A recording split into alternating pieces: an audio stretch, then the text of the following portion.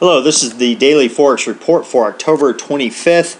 If you want to learn some Forex trading techniques, I am going to show you some here in the next few minutes. So go ahead and stick around until then. We will be going through what each pair of the four majors are doing at this time. If you notice, we did have a close in the US-Japanese yen pair that was down. It did break through previous support here, but pulled back to close right near previous support.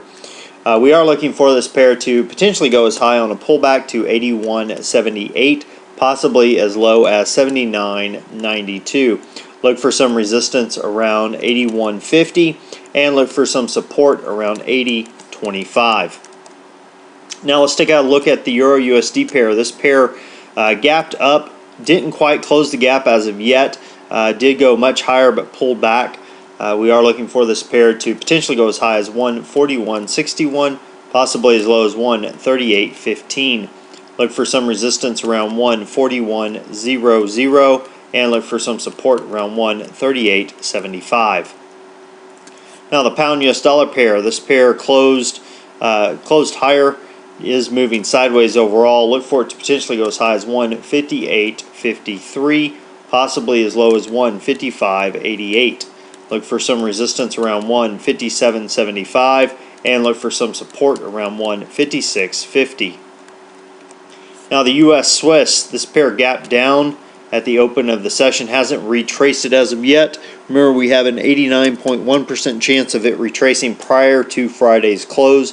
We are looking for this pair to do that. Also looking for this pair to potentially go as high as 0.9835. Possibly as low as 0.9594. Look for some resistance around 0.9800 and potentially hitting support around 0.9650. Now, what am I looking for? Well, for those of you that like to scalp the market, let's take a look here at the US, the Euro USD. This particular pair almost filled the gap, didn't quite get there right here, as well as right here.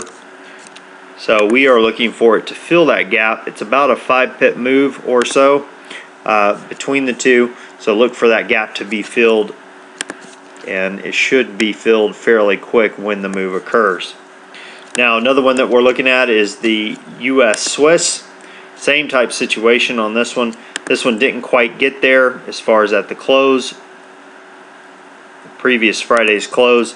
So we are looking for this high to be taken out that was made, and for that spread to be made during this next session. That's a move of about 12 pips, maybe a little more realistic than the 5 or 6 pips we saw with the euro. Now switching back to the day time frame, just to kind of mix things up, let's take a look at an inside bar that we have. There we go. This particular pair closed within the previous session. So if we do get a move to the downside, look for it to come on down to this area. And that would be a move of about 48 pips. Now we do have some news announcements. That's pretty much it for the trades. But as far as news announcements go, we do have the pound releasing their gross domestic product for the third quarter at 4:30 a.m. Eastern Time. Consensus on that is that it has dropped from 1.2% down to 0.4%. We also have the U.S. releasing their consumer confidence for October at 10 a.m. Eastern Time. Consensus is that that confidence has moved higher from 48.5 to 49.5, so it's had a bump to the upside. At least the consensus is that. We'll have to wait tomorrow till tomorrow to see if that is the reality of the situation. Now we also have the Australian Consumer Price Index being released for the third quarter at 8:30 p.m. Eastern Time. Consensus on that is that it has dropped from 3.1% to 2.9%, which of course would be good news for the Australian dollar. Well, that about wraps us up for today. Until next time, this is Jason Fielder.